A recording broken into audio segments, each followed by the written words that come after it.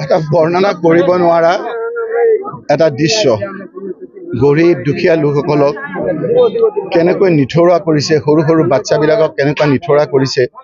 ইয়াত আহিলে আপোনালোকে গম পাব। আজি মই ইয়াত আহিছোঁ যেন একেবাৰে যুদ্ধ চলি আছে, পুলিচ বাহিনীয়ে মোক আহিব দিয়া নাই, ইয়াৰ ভিতৰলৈ মোক আহিব দিয়া নাই, মানুহখিনিক দেখা কৰিবলৈ মোক দিয়া নাই। এনেকুৱা এটা পৰিছে যে টেটু চাপি গোটেই মানুহখিনিক মাৰি পেলাব। মানুহখিনিৰ অৱস্থা চাওকচোন, কি হাহাকাৰ লাগিছে। আজি আপোনালোকে পানী এটোপা দিয়া নাই।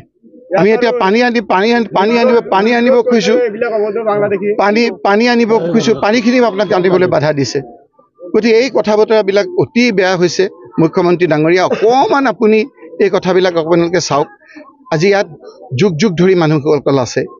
এই লোকসকলৰ আপোনাৰ ইয়াত যিসকল পট্টা মাটি আছে সেইসকলৰ সুকীয়া।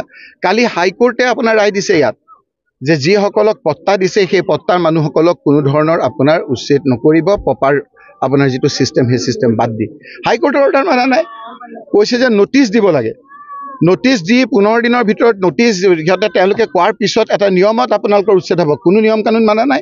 আৰু সেইকাৰণে ইয়াৰ মানুহসকলেও আপোনাক মোক কৈছে যে যিসকলে নিয়ম মানা নাই, মুখ্যমন্ত্ৰীৰ কথাতে হওক বা যাৰ কথাতে হওক, ইয়াৰ যিসকল বিষয়া এনেধৰণে কৈছে তেওঁলোকৰ ওপৰত কণ্টেম্প কেছ কৰাৰ কথা কৈছে। আজি নহ'লেও কালিতো ব্যৱস্থা হ'বই। বিষয়াসকল এনেকৈ আপোনাৰ অমানৱীয়ভাৱে নিয়ম কানুন নামানি হাইকোৰ্টৰ অৰ্ডাৰ নামানা হৈছে। মই আজি আপোনালোকক গোটেইখিনি ঘূৰি আকৌ মই আপোনালোকক গোটেই কাগজ পত্ৰ দেখুৱাম কেনেকৈ হাইকোৰ্টে কৈছে যে আপোনালোকে বৈধভাৱে এই মানুহসকলক সংস্থাপন নকৰাকৈ আপোনালোকে ক'তো তেওঁলোকক নেখেদিব। যদি আপোনালোকক এই মাটিখিনি আদানীক দিবলৈ দৰকাৰ হৈছে, তেতিয়াহ'লে এই দুখীয়া মানুহসকলক আপোনালোকে এইটো এটা প্ৰাথমিক দায়িত্ব চৰকাৰখনৰ। এতিয়া চৰকাৰেতো উপলুঙা কৰে, চৰকাৰখনে আপোনাৰ বিভিন্ন ধৰণেৰে আপোনাৰ এই মানুহখিনিক উপলুঙা কৰে। এইখিনি যেন মানুহেই নহয়। কথা কি সেইটো বুলি কম, কিছুমান মানুহক আকৌ উচতাই দিছে, কিছুমান মানুহে কথা ক'ব পাৰে, কিছুমান মানুহে নোৱাৰে। আমি আহোঁতে পুলিচ আমাক বাধা দিছে, কালি কিন্তু বাকী দলবিলাক আহিছে, সিহঁতক বাধা দিয়া নাই। এই দুখীয়া মানুহসকলক এইটো পানী দিবলৈ, এইটো খোৱা বস্তু দিবৰ কাৰণে আজি অসুবিধা কৰিছে মানুহসকলে। আজি কোৰ্টৰ ৰায় মানা নাই চৰকাৰখনে। গতিকে আজিতো আপোনাৰ উভতবোৰে নাচিছে, ঠিকে আছে।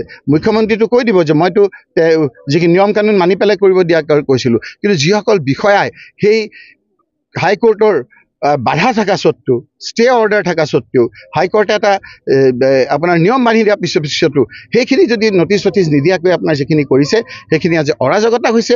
এই মানুহখিনি আদালতৰ ওচৰত যাব, আজি নহ'লেও কালি আপোনাৰ বিচাৰ পাব। এই বিচাৰত আমি আইনৰ সকলো ধৰণৰ সহায় কৰিবৰ কাৰণে আমি প্ৰস্তুত। আৰু এই লোকসকলক যদি যিসকল ভূমিহীন সেইসকলক সংস্থাপনৰ দায়িত্ব আমি ল'ব লাগিব, সেইটো আমি ল'ম। সংস্থাপন আমি দিব লাগিব, তেওঁলোকে ঘৰ দিব লাগিব। ক'ত থাকিব মানুহখিনি? ক'ত থাকিব মানুহখিনি? পেটৰ ভোকত কলমলাই আছে। সেইকাৰণে আমি ইয়াত আহিছোঁ, মোক আজি আহিবলৈ দিয়া নাই। 8 বজাতে মোক কৈছে ইয়াৰ পৰা যাবগৈ লাগে। আৰে মই ইয়াত মানুহ আকৌ বিভিন্ন ক্ষেত্ৰত আপোনাৰ যিসকলে এই তেওঁৰ কথা মতে চলা বিধা কৰে, সেইসকলে আকৌ আপোনাৰ যেন আমিহে গভৰ্ণমেণ্ট। আমি গভৰ্ণমেণ্ট নহয় নহয়। গভৰ্ণমেণ্ট আজি বেলেগ, গভৰ্ণমেণ্টেহে ভাঙিছে। সেই গভৰ্ণমেণ্টে ভাঙা মানুহখিনিক তেওঁলোকৰ পক্ষ লৈছে। কোনে কোনে লৈছে কি নাই আজি মই এইখিনি কথা ক'ব খোজা নাই।